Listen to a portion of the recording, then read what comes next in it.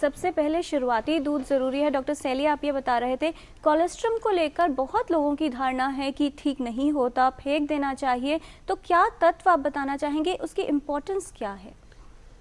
Colostrum जो है वो मैंने जैसे बोला कि अमृत की तरह होता है। उसमें एक तत्व होता है जिसको आईजीई कहते हैं। आईजी की मात्रा इतनी अधिक होती है उसके अंदर कि वो बच्चे की आंतड़ियों में जाके उसमें चिपक जाता है और जाके उसकी प्रोटेक्शन करता है अगेंस्ट ऑल द बैक्टीरिया। जितने भी ये कीटाणु होते हैं उससे बचाव करता है। उन्हीं से बचाव नहीं करता, वो ऐसे छोटे छोटे और कीटाणु होते हैं जिसको हम इमीबा कहते हैं, उनसे भी बचाव करता है। इसके अलावा उस दूध के अंदर प्रोटीन की मात्रा बहुत ज़्यादा होती है और प्रोटीन मात्रा वो इस तरह का होता है कि प्रोटीन वो बच्चे की ग्रोथ के अंदर बहुत ही फ़ायदेमंद कराता है उस बच्चे को।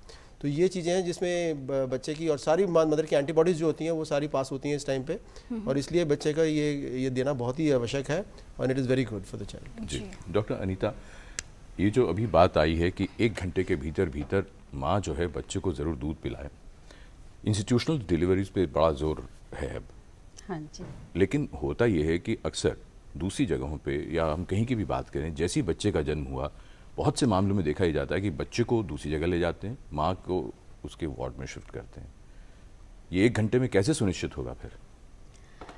यही बात है, जागरूकता की ज़रूरत है। हमारे जो सहकर्मी हैं, डॉक्टर्स हैं, हमारे स्वास्थ्य कर्मचारी हैं, उनको भी ये सब बातें बहुत अच्छे से नहीं पता हैं। तो हमें पहले 1 घंटे में ज़रूर माँ के पास बच्चे को रखना है, उसको स्तनपान से लगाना है अगर बच्चा ठीक है। अगर नेचुरली बच्चा अगर ज़्यादा बीमार है, प्री टर्म है, छोटा बच्चा है, बीमार बच्चा है, तो उसको तो हमें ले जाना ही पड़ेगा और माँ अपना दूध निकाल के भी वो 2-3 ड्रॉप बच्चे को भिजवा सकती है नर्सरी में। लेकिन अगर बच्चा नॉर्मल है और कुछ प्रॉब्लम नहीं है तो बच्चे को माँ के साथ ही रखना चाहिए। और आजकल कहा गया है कि रूमिंग, पहले हम रूमिंग इन की बात करते थे कि एक ही कमरे में रखें, अब आजकल हम बेडिंग इन की बात कर रहे हैं कि बच्चे को माँ के बेड पर ही रखें, ताकि बच्चे को ज़्यादा अच्छे से ब्रेस्ट फीडिंग देखा गया है कि स्टैब्लिश हो पाती है। यानी एक तरफ जो आपने कहा कि हेल्थ वर्कर्स, उनको भी बात समझनी है और माँ बाप को भी इस बात के लिए जोर देना है कि जैसे ही बच्चे का जन्म होता है वो जल्दी से जल्दी माँ के पास उसे ले जाया जाए ताकि माँ उसे दूध पिला सके। फिलहाल पुणे से विकास हैं टेलीफोन लाइन पर। विकास जी, आपका स्वागत, पूछें सवाल। हाँ सर, मेरा एक सवाल है कि बच्चे को माँ का दूध कितने दिन तक पिलाना चाहिए, और सपोज माँ का दूध कम ना, मतलब दूध नहीं रहा, तो उसमें क्या सुझाव दे सकते हैं? जी डॉक्टर अनीता। हर माँ देखा गया है अपने बच्चे के लिए पूरा दूध बना सकती है, सिर्फ उसको बच्चे को चुसवाने की ज़रूरत है, सकलिंग की ज़रूरत है। और इसके बारे में अगर मैं बताऊं कि कैसे दूध बनता है, तो जैसे ही बच्चा पैदा होता है और माँ के स्तन से लगता है, उसको जुड़ाव होता है, वो चूसता है, तो माँ के मस्तिष्क में एक संवेदन जाता है कि बच्चा है, अब इसके लिए दूध बनाना है। और इस संवेदन के साथ ही एक हार्मोन होता है जो उसके अगले भाग के पिट्यूटरी से निकलता है, और वो कहता है प्रोलैक्टिन, जो ब्रेस्ट में आके ये कहता है कि अब दूध बनाइए और बच्चा हमारा आ गया है दूध पीने के लिए।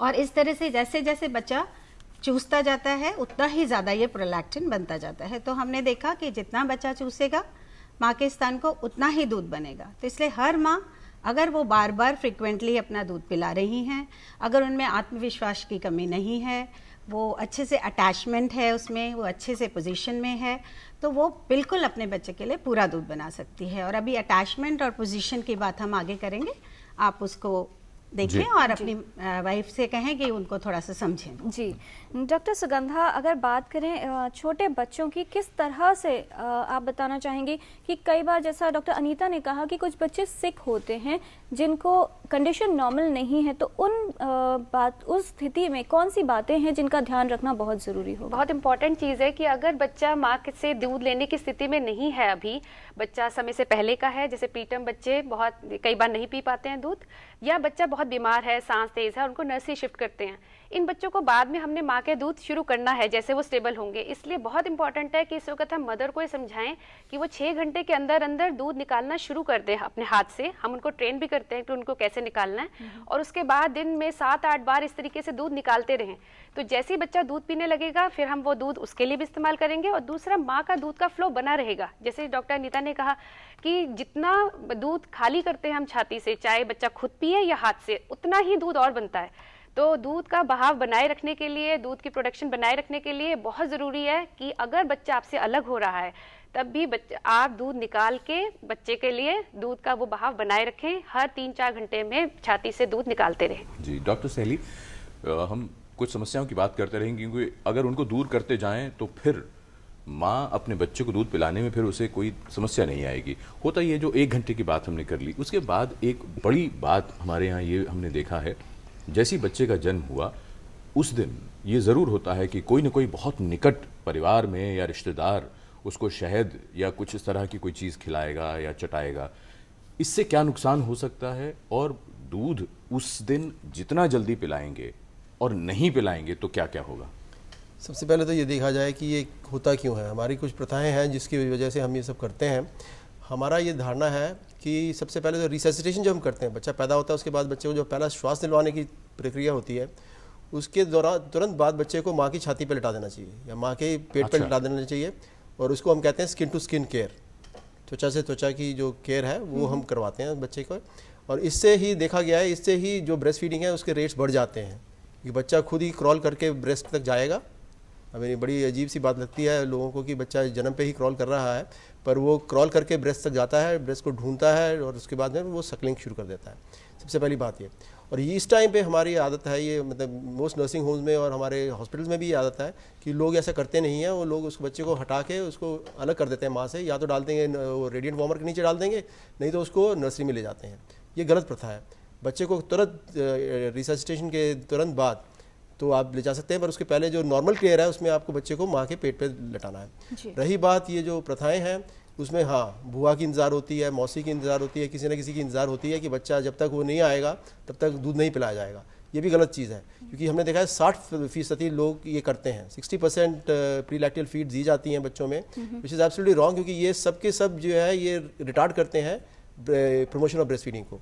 तो हम सोचते हैं कि ये चीज़ नहीं होनी चाहिए, क्योंकि इससे जो बच्चे का कांटेक्ट है माँ के साथ में वो कम होगा, बच्चे का जो प्रोडक्शन बाद में जो दूध का प्रोडक्शन है वो कम हो जाएगा, तो सब चीज़ें बच्चे के खिलाफ ही जाएंगी।